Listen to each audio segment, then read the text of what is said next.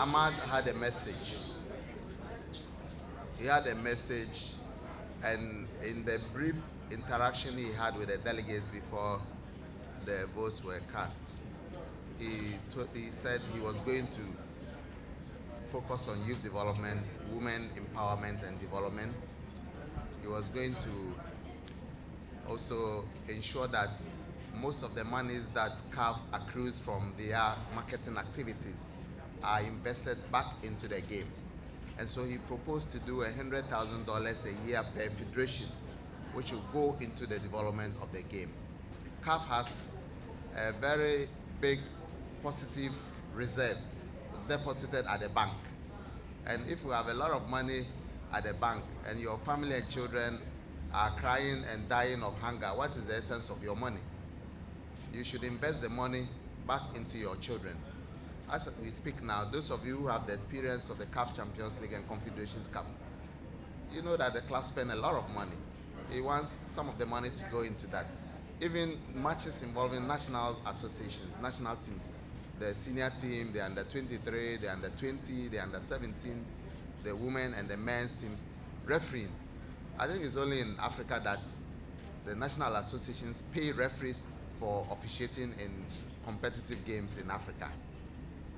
CAF should bear it. We all hold that view, that CAF should bear that. The same referees in Africa who officiate CAF matches receive payment from national association. When they officiate matches involving FIFA, like the World Cup qualifiers, it is FIFA that pays. Why can't CAF do that? This is a question that Ahmad resolved by proposing that CAF will invest back monies it has accrued from its marketing activity into the development of football. And he also said he was going to operate an open door policy. He will make himself accessible to all.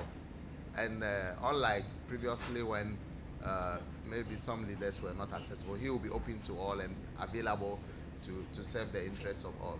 But one important thing that probably brought the change was that people were yearning for change. And as my sister Aisha said, when change is coming, nothing can stop it. There is nothing.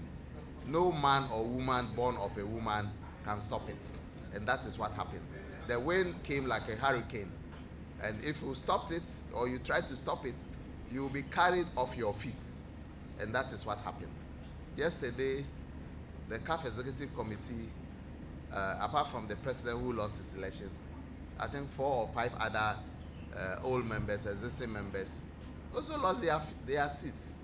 And I witnessed a similar scenario in 2006 when a wind of change blew across CAF, leading to the loss of many people on the executive committee and the election of new people. So from time to time, this phenomenon will occur. Nothing can stop it. Nothing can stop it. And the lesson that we should all learn is that when you are in leadership, a time will come that you have to move on. If you don't move on, you will be moved away. All of us, including me.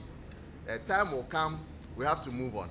If we don't move, the wind will be so strong, it will move you away. And that is what has happened. Thank you. Ahmad contested the election with me, and he lost. If he had won, maybe today he would not be CAF president. He would have been content like me. I mean, maybe if I had lost that election, I would have been disappointed. And that could probably have been a catalyst for me to move on and become something else. But each and every one of us has a certain career path that God has designed for us. So I believe that it is destiny that has pronounced Ahmad CAF president today. Tomorrow it might be Aisha, it might be any of you, and that is what God has designed. So never get jealous about your friend or colleague who has the opportunity to become somebody. Your time will come, and as it said, God's time is